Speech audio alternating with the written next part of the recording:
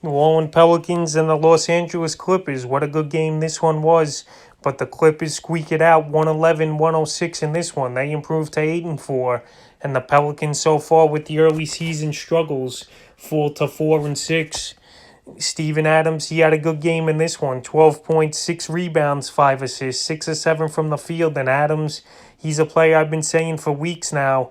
You should try to go out there and trade him. You know what you're going to get from him. He's going to be a starter for this team. He's not going to cost much. And he's going to put up good numbers. In this one, he almost could have had a triple-double, a few more assists and rebounds. And he's a good center. He's solid. He don't miss many games. And in this one, it was good to see him have a bounce-back performance. Josh Hart, he got the start in this game. Right here, they were undermanned, was this Pelican team. With Lonzo Ball, Eric Bledsoe, and Zion Williamson out in this one. And they still almost won this game. Josh Hart with the start, 6.7 rebounds, 3 assists in 38 minutes of play, 3 of 9 from the field, 0 for 4 from downtown.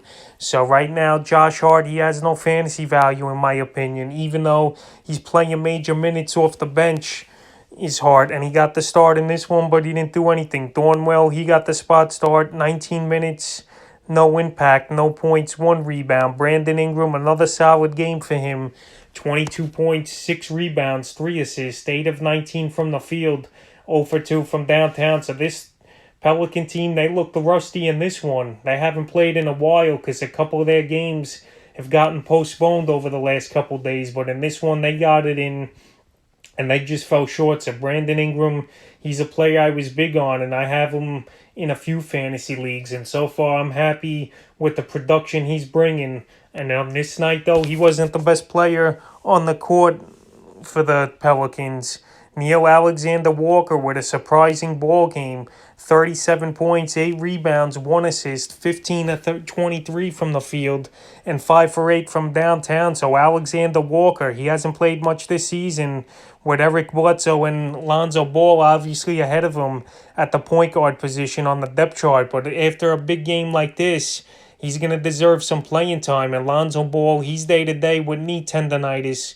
And Eric Bledsoe, he should be fine in a couple days with the right eye irritation. So Alexander Walker, he took his chance with his opportunity, and he played well with a huge game. He's a guy to keep an eye on because, like I said, Bledsoe and Ball, we'll see when they come back. If they're at long term, you run to the wire and get Alexander Walker. If not, and maybe you just need a streamer for a day or two, you still could go get him. But he's a guy who went off in this game. It was a huge ball game, a good thing to see. And this Pelican team, they're deep. They're just off to a bad start so far this season. J.J. Redick, 28 minutes of play, 12 points, 5 rebounds, 3 assists, 4 for 11 from the field, and 2 for 7 from downtown. So this is one of the better games for Redick in the last few weeks. But right now, I got to see more out of him to recommend him as a fantasy pickup this week. Millie, 19 minutes, 3 points, 3 boards. He didn't do much.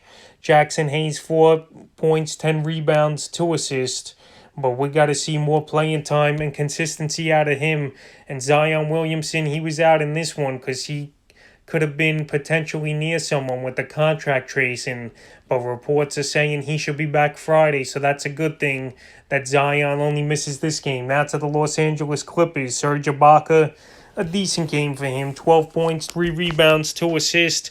1 or 2 from downtown, 5 for 8 from the field. With the thing with Ibaka, I know his points per game are going to drop with Paul George, Kawhi Leonard, and Marcus Morris even a decent scorer here for this team. But it was a good, decent game. And Ibaka, he's a solid center to have in fantasy basketball. He's a guy that's not missed many games throughout his career and still a guy starting, and he's playing at a good level, so he should be owned in most fantasy leagues. Unless you're in an 8-team league, then I would say get rid of him. Nicholas Patoom, he was a recommended ad this week, and he still played 27 minutes, 9 points, 2 rebounds, 4 assists, and he added 3 threes out of 7 attempts. So Nicholas Patoom, he's been pretty solid this season for fantasy owners and this Clipper team. He gives you a little bit of everything. His 3-point shooting starting to improve this season because with Charlotte, he wasn't really a good shooter, but now with the Clippers, he's becoming that spot-up guy when Leonard and George are getting double-teamed or whatever. and they kick it out. So Patoom, he should be owned in 10 and 12 team leagues plus because he's contributing and he's playing well. Paul George, the vengeance season this year is continuing. Another good game for George. 27 points, 6 rebounds, 6 assists, 8 of 16 from the field, 5 for 9 from downtown, so PG-13. He's playing well. He's in the best shape of his life, and it's paying off for him right now on this Clipper team. This team, they want a vengeance. Last season, they lost in a tough series after being up 3-1 to Denver, and they were embarrassed. So this year, Paul George, he's got a chip on his shoulder, and he's playing well. Patrick Beverley, 36 minutes, 10 points, 6 rebounds, 2 assists. But Beverley, he don't have fantasy value.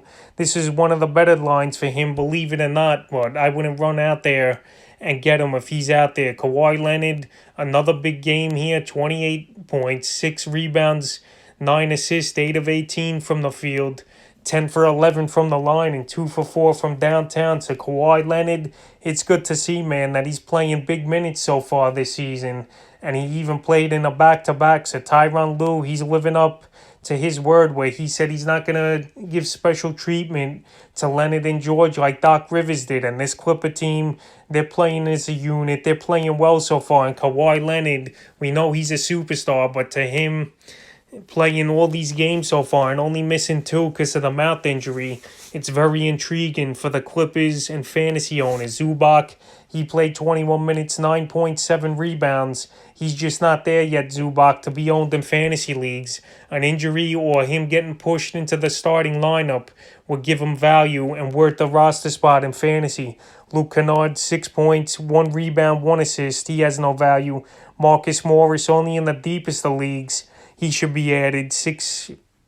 8 points, 3 rebounds in 20 minutes, 3 of 8 from the field, and 2 for 4 from downtown for Morris. And Lou Williams, it's just been an off season for him. 9 minutes of play, 2 points, 2 rebounds, and an assist. That's not going to get the job done.